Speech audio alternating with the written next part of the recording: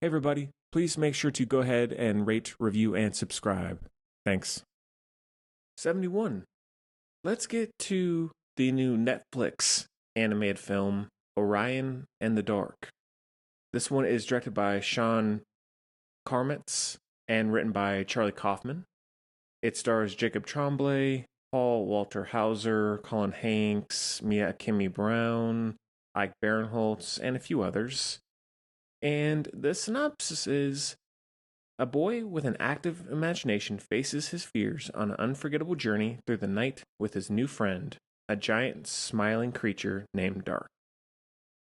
So, my main interest in seeing this one, besides just being a one-off animated film that's something that intrigues me, my main interest was Charlie Kaufman, who done things like Eternal Sunshine, Being John Malkovich, Adaptation, Anomalisa, which I loved, and a few others. I'm thinking of Ending Things. So he's a very, very unique writer and sometimes director.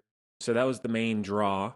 And I heard decent things about it. I didn't realize it was done by DreamWorks, at least partially. But I think overall, I liked it. I thought it started off really well. The opening narration where this young boy, Orion, is talking about all of his very irrational fears, like, oh, like, how long has this light been hanging there? What if a school bus blows up? Or, just really irrational, crazy things that would almost never happen in real life. But I've known plenty of people in my life who have those sorts of fears, and it just runs out of control. So I thought those were very creative and very, at least in some ways, relatable, I guess. And so I thought that was a very, very strong, refreshing point of the movie. And I thought the introduction of the Dark character, played by Paul Walter Hauser, who I really, really like. I think he was in Richard Jewell, and he's a pretty interesting character actor. I thought all that was very well done, very thoughtful. It took its time. The scenes with Orion and his parents saying, hey, would you leave the door open more and more? And like, because he's so scared of the dark, all that stuff, I thought really worked.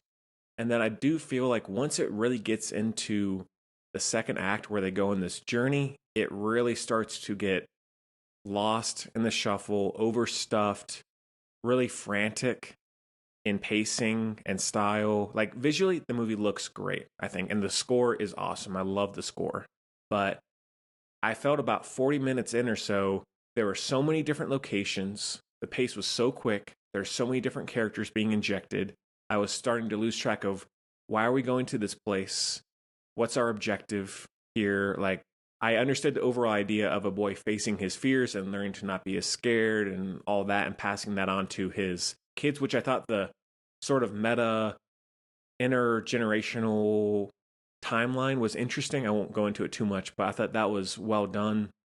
But surprisingly, for a Charlie Kaufman script, which I don't know exactly what all was involved, maybe it was studio issues, direction issues, or is maybe just his script, could be. I felt like the story was really lost on me, like story beats, plot points. The journey was very, very muddled, and I could not keep up or keep focus. I was really starting to lose interest off and on. So in the end, not an amazing movie. It's all right. It's still got some very unique visuals, some good ideas, and some very good messages for especially young people.